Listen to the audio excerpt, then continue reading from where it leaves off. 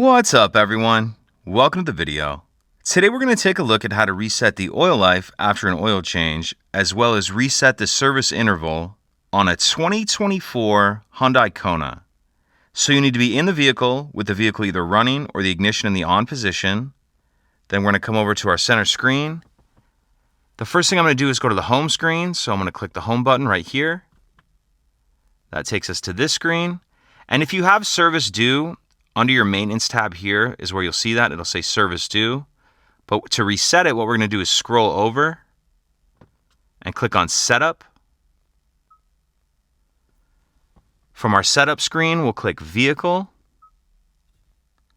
And then from this screen, I'm going to click convenience.